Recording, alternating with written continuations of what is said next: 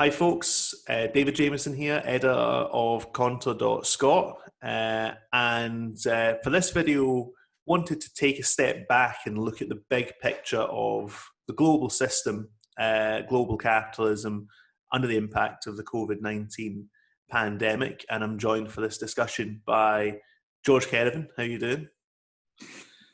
Hello David, nice to be on again.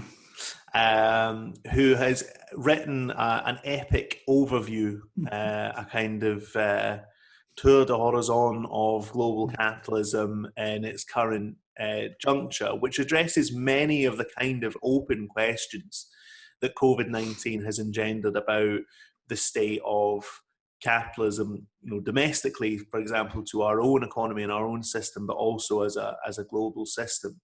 And touches on some of the big controversies that are opening up about what this crisis represents and what its consequences are going to be. Now, you note that a crisis of this kind is different from, say, the 2008 crisis, in that the 2008 crisis very clearly came from within the system, as it were. So it was an endogenous crisis based on the dynamics of capitalist accumulation in the specific form that they had taken before the 2008 financial crisis. Whereas this crisis appears to have come, as it were, from outside of the system. These are kind of false dichotomies in a way, but how different does it make an economic crisis that basically, COVID-19 landed on what from the outside perhaps appeared to be a well-functioning, booming capitalist economy, global system. How is that different from 2008? Sure. I mean, first of all, in self-defense, I have to say that we're, 7 or 8 months into this crisis. So all one can do at the moment is look for trends, for tendencies, and see how they are interrelating and where they might be going. So I'm not predicting. I'm just trying to look at the intros and say, well, what's shifting? That said, there clearly is a difference between a normal capitalist recession, and I'm putting the normal in inverted commas because it does terrible things to real people, and almost the accident of a virus wreaking the kind of havoc it is in modern societies. Now, to be very simplistic, capital is always unstable, right? But the normal instability, big instability that manifests itself in a recession, in a breakdown, is related to overproduction. I mean, competition forces capitalists to invest. They have to try and sell to recover the money they've invested. That leads periodically to what we term crudely overproduction. If capitalists have invested too much, they're trying to produce too much, they're trying to sell too much, and the system simply cannot bear it. There's too much output for them to be able in the immediate future to sell and recover their outlay. That's very crude. It's more complex and interactions go on, but that's roughly what it is. So that all the big recessions that we've seen have been the result of some massive overinvestment and overproduction and the inability of capitalism to recover its money, if you like. And that was clearly going on in the run-up to the crisis of 2008. There was a run-up to 2008 of overproduction around the world. And that then produces, all sorts of side effects. And usually what you get is the first sign that something has demonstrably gone wrong is a financial crisis. And so you usually have to look behind the financial crisis, not just the banks being stupid or over-lending. Often the banking over-lending is to do with the fact there's overproduction and that the business community is trying to borrow more to invest more and so on. So we had a crisis in 2008, which was behind the scenes, was a crisis of overproduction, which manifested itself initially in the failure of all the banks. And there was a reaction to that, which we loosely call austerity. Now, so that really what you're looking at is a system, is all the tensions within the system coming to the fore. Now, the pandemic is something different. Right? Now, I do never like the words endogenous and exogenous. So it's, yes, a virus appeared in Wuhan and spread around the world and has caused mayhem. Governments have reacted to that and businesses reacted to that. So in one sense, yes, it is external. But, I think the essence of understanding a Marxist approach to the world is that we are a human society, right? And everything that happens within the nexus of human beings relating to one another, right? All that the virus has done, I think, is to exacerbate a lot of social and economic tensions, and economic tensions are basically social anyway, exacerbating what's going on and accelerating what is going on. So if we say it's external, it's not like men from Mars arriving, it's simply heating up the internal processes. But it's certainly not a traditional overproduction crisis. The best analogy I could use, and I've used it in the article, is with a war, right? Capitalism produces wars. Competition leads to imperious rivalry, which leads to wars.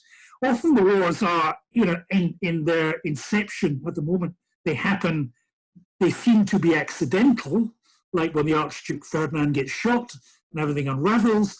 But, the accident actually is simply exposing deep underlying tensions which lie at the heart of the capitalist system and the social tensions that are building up through it.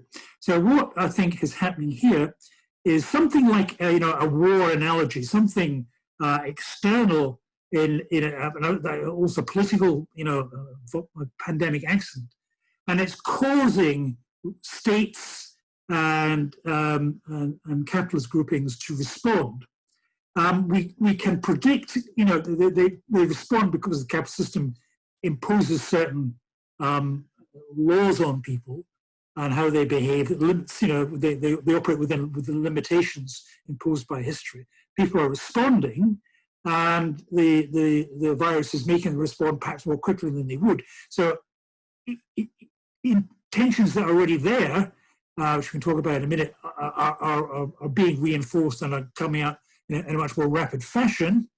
But it's forcing political and economic choices faster than would otherwise have happened. In that sense, it's a bit like a war, when a lot of tensions that would have taken decades to work out within years. And this thing about kind of endogenous and exogenous. Marxist analysis tries to be a kind of monistic system. Everything feeds in together. The natural world, human activity upon it, the contradictions of that relationship feeding back into the system. So, typically with COVID-19, because there's now some quite interesting speculation about how much will pandemics of this kind become a feature of capitalism's impact upon the natural environment. As far as we understand it, COVID-19 is itself a mutation of a virus which developed because of the kind of crushing of biospheres into each other in parts of Africa. It's a kind of feedback loop where sort of poisonous contradictions are re-entering the body of capitalism proper through the natural world. But I wanted to move you on to the debates about the longer run consequences of the crisis. So first of all, do we have any sense at all of how serious the damage done by this recession under the impact of COVID will be? Now, of course, the UK government talks about used to talk about a V-shaped recovery before that became embarrassing because it hasn't materialized. And they always argued that the fundamentals of the British economy will be undamaged by this virus. Things will shut down. We'll introduce the furlough scheme. It's almost the opposite of what a Marxist analysis says, in the sense that they argued, well, because capital won't be destroyed, it'll come roaring back. Now, as you argue in your article, the Marxist theory of capitalist recovery, it's a version, if you like, of sort of creative destruction, in the sense that we assume that a certain volume of capital has to be destroyed to return profitability to the system.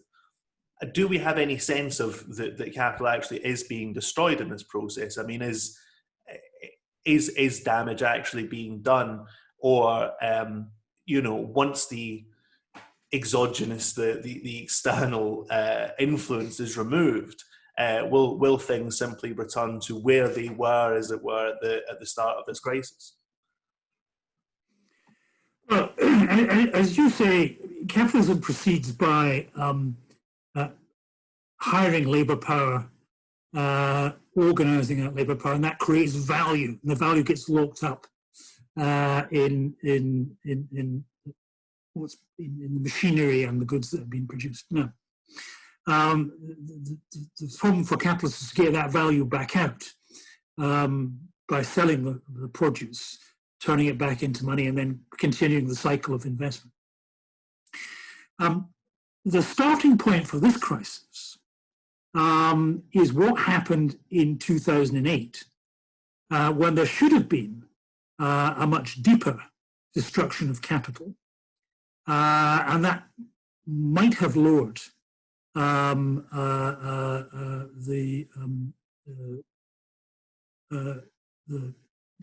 degree of competition, and it might therefore have raised profitability and started the cycle again. But what happened in 2008 was that finance capital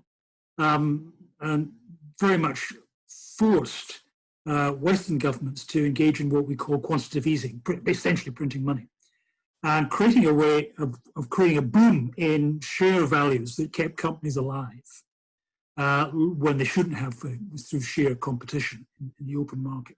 So a lot of capital is being preserved, locked up, that can't get its value back out. So we start this particular crisis with an existing problem, is that there's a lot of capital there that should have been destroyed that wasn't, but it can't get out back into being returned into money that can be reinvested.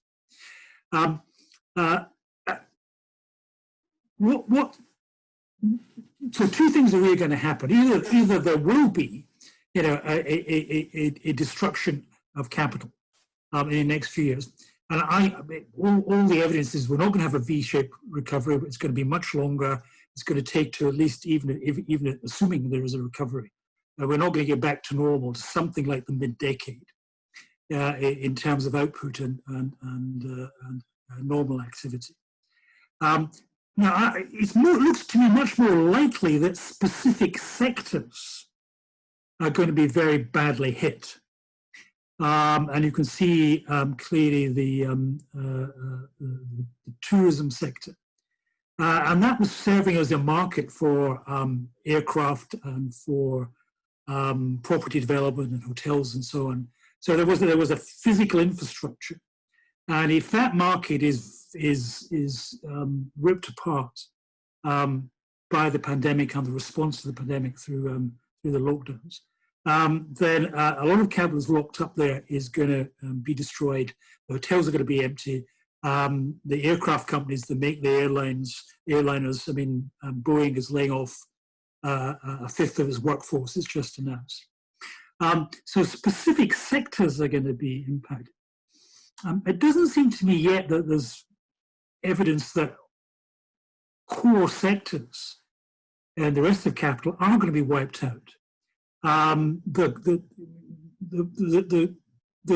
dominant part of industrial capital at the moment is the big high-tech monopolies, your Googles, your Microsofts, and your Apples, and their Chinese equivalents. and they are the most profitable sector. I mean, well, where capital goes is where you get above average profits. And there's a core sector of high technology industry, which protects itself because it's got proprietary information. It can create itself a monopoly, and therefore it can create above average profits, and that sucks in capital. So the dominant sector of global capitalism at the moment, the high technology monopolies, if anything, are going to benefit from the COVID crisis, because there's a huge demand now for artificial intelligence and data mining and so on. So if anything, it goes back to what I said right at the very beginning, the crisis is stimulating the system to move more rapidly than it was before. So I think we're going to see an accumulation of capital and profitability in the dominant high-tech monopoly sector, but some other sectors like tourism and passenger aircraft production and hotel building and so on, they're going to be battered. So the system is going to see shifts in investment patterns across the system. But it doesn't seem to me that at this stage we're talking about the system itself collapsing because of the COVID. And so the debate on the left, I suppose, in reaction to this crisis, also has to involve, what consequences will it have in terms of how will capitalists react, how will capitalist governments react to the crisis and respond to it, and how will this structure the coming years of class conflict. And I suppose there's two broad themes that have emerged. Perhaps, I mean, the literature, as you say, is early here, and we are only a few months into this crisis.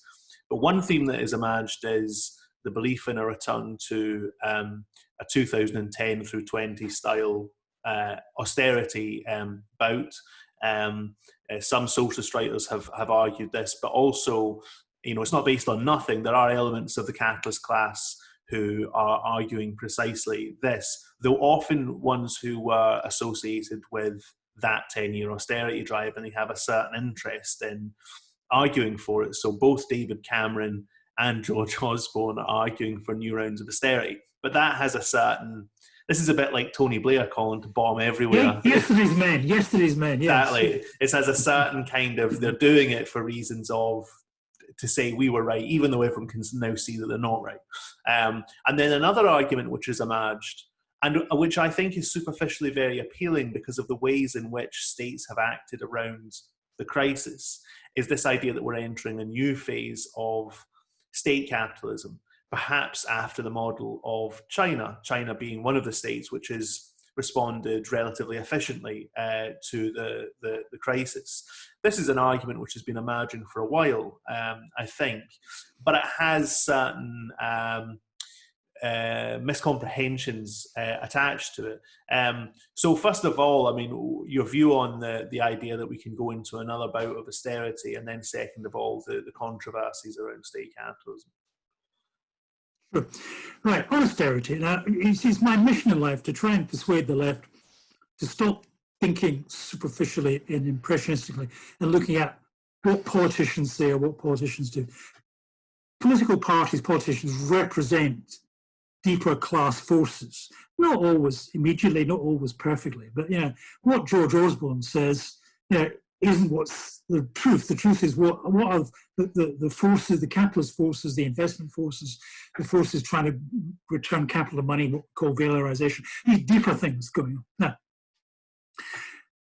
austerity, as we know it for the last decade, is a pressure from sections of ruling classes on states to raise taxes and cut spending on the social wage in order to guarantee interest payments on state debt.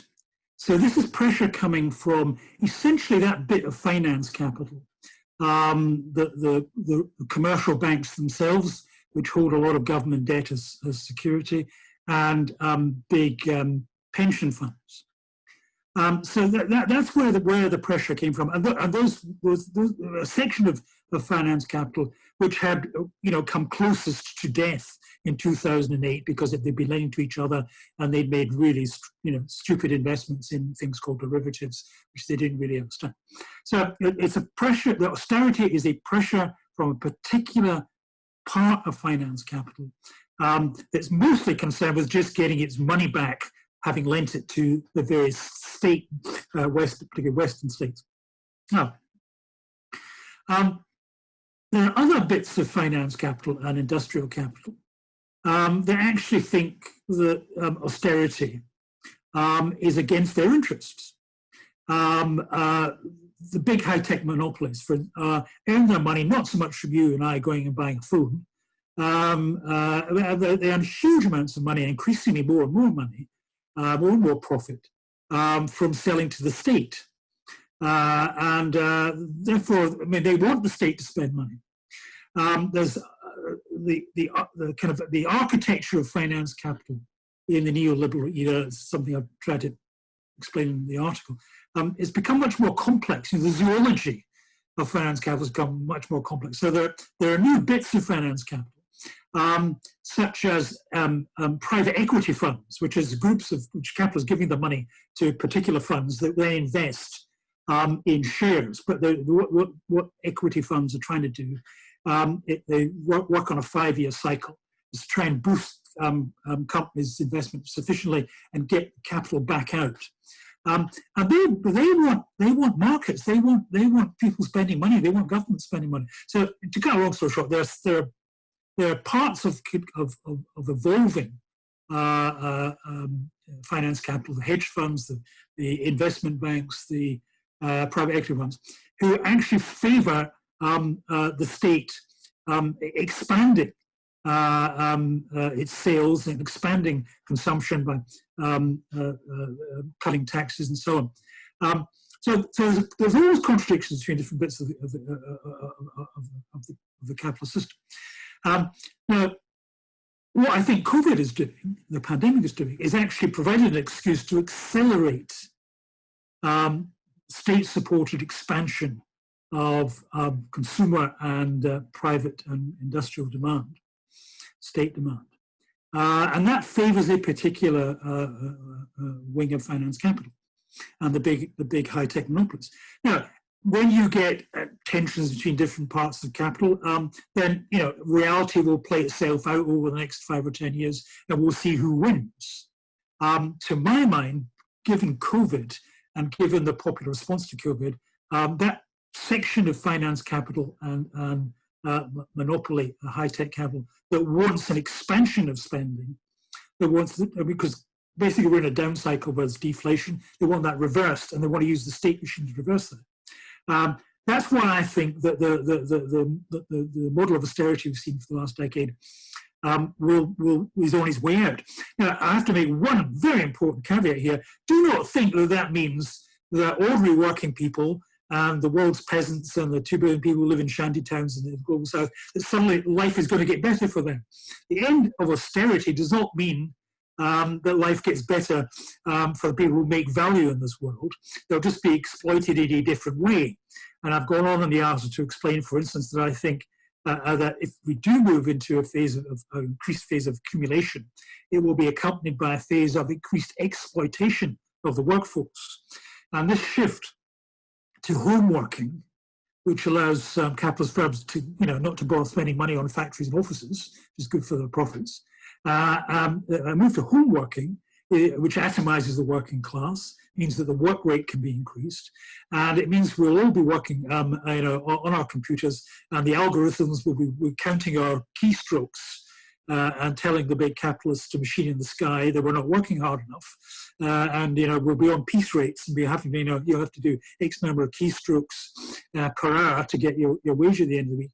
There's going to be an increase in the exploitation of the workforce. So I think life doesn't get any easier, but that's a different way of exploiting than just cutting the social wage.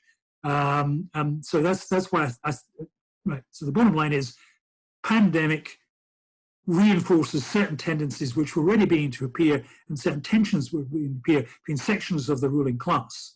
And I think what we're about to see is that the those sections of finance capital that want expansion of the global economy are about to win out, at least in the short term. And it's up to, of course, the working class to respond to that. And on state capitalism, I mean, you make a very interesting argument in the article that people are confusing the latest forms of state intervention into the system, and of course the forms of state intervention of 2008, with actual state organisation and control of the economy, or even significant parts of the economy. There's a very big difference between the kind of central bank activity that we've seen, which is state-directed support, state-directed attempts to influence economic life, and clearly the furlough and so on would fit into that. Big difference between that and kind of nationalisation by dispossession, where the state becomes the kind of hegemonic capital almost of all the smaller capitals, which is what the phrase state capitalism sort of implies, that the state has taken on a new direct capitalist role. And from your perspective, that's not happening. And this is another analogy you can make to war, because this doesn't really happen with war either, which is a thing that I hadn't really thought about, even though when it's quite obvious. You often hear people say that a war economy is almost analogous to socialism. And there's a certain idea, and perhaps there's an area of truth in it, that ideas like the National Health Service and the welfare state in Britain emerged out of the common knowledge of what had been achieved with a war economy, with a centrally directed war effort. But that's limited as well, you argue, because states don't tend to take over capitalist firms during war, unless it's perhaps under very extreme circumstances.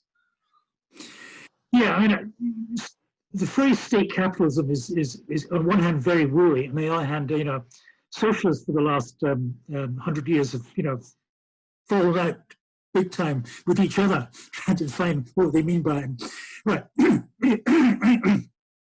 If we assume for the purposes of this discussion that state capitalism broadly means the state taking over directly aspects of production and running it, and I don't see that happening in the present crisis. And to use the wartime analogy, if you go back to World War II in America, America came out of World War II as the dominant imperialist economy. And what the state did in World War II in America was it simply lent or gave vast sums of money to private firms so they could build factories. In other words, gave them the investment capital, so that all the core firms of American capitalism came out of the war with modern equipment, modern factories, reorganized thanks to state finance, but the ownership and control was still in private hands, and you still had private competition. And you still, and that competition is what generates the thrust towards capital accumulation. Now, we're seeing something analogous now with the pandemic, in that the state has printed, and it hasn't borrowed, it's printed, all the Western states have printed huge amounts of money and essentially given that to firms to keep them going while production was interrupted. So there's been no change of ownership. Now, I don't doubt that in extremis, if the odd airline collapses, there might be pressure for the state to nationalize.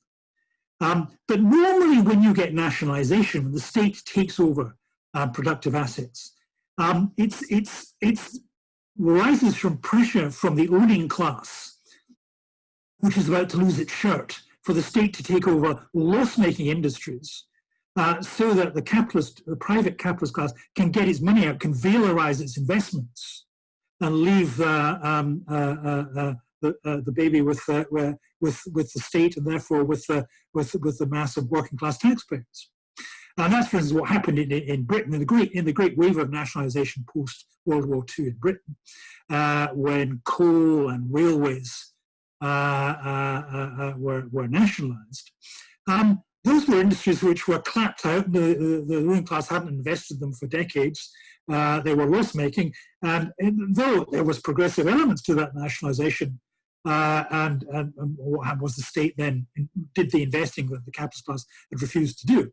But essentially, it wasn't nationalisation without compensation. The state paid vast amounts of money to a capitalist class who then either became rentiers and just lived off the proceeds, or who reinvested it in new industries with higher rates of return. So there's no evidence, the one I can see anywhere, that states are rushing to nationalise and bail the capitalists out. It might come in the odd industry that's particularly hard hit over the next 3 or 4 years. But essentially, what we're seeing at the moment is firms are being bailed out in their cash flow, which has been disrupted by the lockdown. I think that could well lead to pressure on the states, to various states, to actually come up with cheap investment funds to allow the private ownership to expand. So state capital. So people have said, well, we're going a new kind of Chinese in the West, a new Chinese authoritarian capitalism. I don't see that happening. In China, China has quite clearly shifted. I mean, let's not reopen the debate of what China was before the 1990s, but clearly now China is well on its way to being a normal capitalist system. Now, there's still chunks of industry which are owned by the state. They tend to be loss-making by and large, and they tend to be they're kept going by the state, really as partly as a way of providing demand for the and providing support for the more vibrant sectors that are going in the private sector. Yes, China's political system is much more authoritarian in the West, and that allowed it to squeeze, to have a very severe lockdown and squeeze the virus very quickly. And the importance of that is that it's allowed the Chinese economy to recover production very quickly. And one of the things I've tried to stress in the article is that the inter-imperialist rivalries that have reappeared in the last 20 years are going to be vastly exacerbated by the response of the different states to the pandemic. And imperialist rivalry very often ends up in military and then warfare as a form of rivalry. I mean, capitalism is a competitive system, and the boundaries between economic competitiveness and military competitiveness are quite narrow when it comes to imperialism. And so that my real worry about the pandemic in terms of the state is that the states are drawn in to aid the various local imperialisms that will lead to political tensions. And certainly, as the pandemic accelerates capital accumulation in the big high-tech monopolies, and as it accelerates competition over markets based on monopoly-controlled technology, then that's clearly sharpening tensions between American and Chinese capitalism, which is fighting over monopoly-controlled technology. It doesn't matter who wins the American election. American capital is going to be forced into this conflict with China, and if they continue to try and literally wall the Chinese out of Western markets, then at some point, I think the political consequences of that and the military consequences of that will be dire. So, state capitalism is not the foot. We're seeing the state being dragooned into aiding capitalism in its crisis, but not in the form at the moment of taking over ailing parts of manufacturing or production. Much more in the case of of providing a source of cheap capital and cheap source of demand, and ultimately military security for markets. Let me ask about that finally, because as you say about China being walled out of Western markets, a lot of people forget Trump didn't inaugurate the the anti-China economic policies, the so-called economic war, and so on. It was Obama who introduced significant protectionist measures. Well, it was under his administration this happened from about 2010. onwards, I believe, perhaps even earlier. So it would have been earlier than that. In any case, this is a long-running development. You make quite an interesting argument in the article where you say that China's brushing up against American power in, for example, the South China Sea. I think sometimes people believe in some kind of Chinese miracle. China is the wave of the future. The sun is setting in the west, it's rising in the east, all this kind of stuff. But an argument you make is that China's actually acting in the way it is, both through the kind of Belt and Road Initiative and in the South China Sea, out of weakness, out of a difficulty to overcome its own problems of development. It's this that's driving its kind of expansionist mode. And similarly, it's the declining status of the US as the world's leading hegemon that causes it to try and restrain that influence. So in a sense, you have that classic dynamic of imperialism. These aren't just people who are adventurists. These are systems that are struggling to survive, struggling to be kind of top dog, even if it's just within their own region, in China's case. So, I mean, how do you see this crisis playing out in terms of the balance between China and the United States? The United States, of course, still way out ahead in terms of global leadership, despite everything in the last few years, despite all the calamities, and despite the general dynamic of decline. But is China emerging stronger out of this crisis than the arrangement we had as we went in? Well, certainly, deep within the capitalist system globally, there are forces that are pushing America, China, and European capital into conflict with one another on a scale we haven't seen for a long, long time. China, I mean, the last 20, 30 years, China industrialized and was absorbed into the Western trade system, the global economy, essentially using American capital and hordes of cheap Chinese labor. And that's what, I mean, we tend to think the proletariat has gone away. It hasn't, right? I mean, there's actually twice as many wage proletarians as there were, 30 years ago. But they're in Asia and basically in China. And I think actually the wealth that's the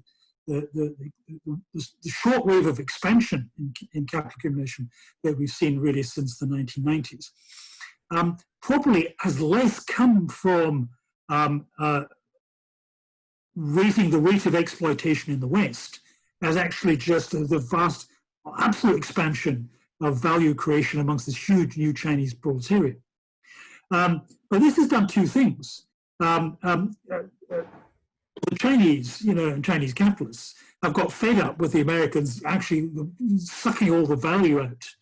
The value is created by the workers in Chinese factories, but they're paid tuppence. The big American high-tech monopolies, have sucked all the value out and sell and keep all the profits. So Chinese have got fed up with that.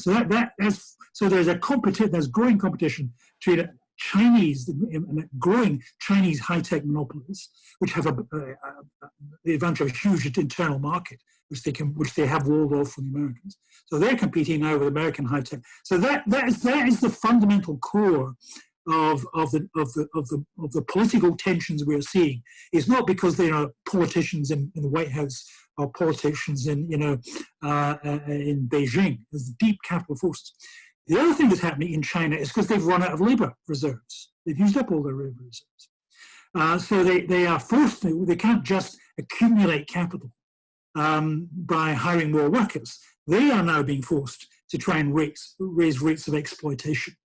Now, so in the West and in the East, you have to raise rates of exploitation. You do that by substituting labor for, in part, it's partly physically how you use the workforce. But basically, you need to apply more technology. So there's a race to apply more technology, which is what, there's a funny thing. We don't have time to go into this. There's a funny thing. The more technology you use, the less work, the less value you're going to create actually in real terms, because you're excluding workers from the process. There's a wonderful contradiction. Let's get rid of the workers so we can have machines which we can control and make more. But the more you get rid of the workers, the less value there is, because value is created by the workforce. This deep down leads to this is one of the reasons why you get different blocks of capital trying to exclude other blocks of capital from the market, because then they can sell more and they can afford to keep a slightly bigger workforce at home. These are complex issues, and I've written in a bit more techie detail in the article. But I'm trying to underline the point. It's not a random. People don't go up in the morning and say, let's have a competition with China, or let's have a Belt and a road project to take out the Americans. There are forces that are pushing Chinese and American imperialism in that direction. Of course, in the middle, of course, the Europeans are being squashed because they do not have, they've not managed, like the China and America, to capture a sufficient degree of the above average profits from high tech, because the high tech is pretty. German technology is a generation behind, basically. They're making diesel cars. It's the dead in the water. They're interesting how Europe reacts. Pushed by this pandemic is still to be played out. I'm not quite sure how that's going to work out yet.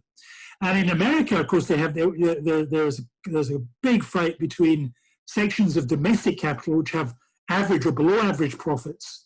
And these are the people who support Trump, and those sections of high tech monopoly capital that are globalist. And so that's it's not just cultural wars in America, it's deep concentration between wars between different bits of the capital. So bottom line is the pandemic is forcing all these fissures forward, and it's too early to really absolutely predict where they're going to go, because the ultimate fly in the ointment is what the working class across the world decides to do with its allies amongst the peasantry and so on. That's still a whole new chapter of this crisis that we've yet to see to come into play. But we're big. But you can see, one thing you can say is it does not appear to be the case if you look at the electoral victory in Bolivia, the defeat of the Pinochet constitution in Chile. If you can look across the world, the working class and its allies has not been cowed by the pandemic, despite every effort to say, you're locked down, stay in your box, work from home. There's no sign that working class resistance has been broken or sidetracked or done away with by COVID. And so I think the shifts that are being, the increases in exploitation of the workforce, the shifts that are taking place, the new into imperialist rivals, I don't think they will go unchecked or unanswered by the working class and its allies. Thanks very much for that, George. The first piece of your analysis is already out on Conter.scot, and the second piece is coming out later this week. And I suppose we'll have you on perhaps to discuss the fallout in the US, depending on what that is. But I think a good place to stop in terms of, the biggest potential actor in this drama hasn't spoken yet. So thanks for coming on anyway. Same. And I encourage people to like this video, share the video, subscribe to our YouTube account, and I look forward to speaking to you all again soon.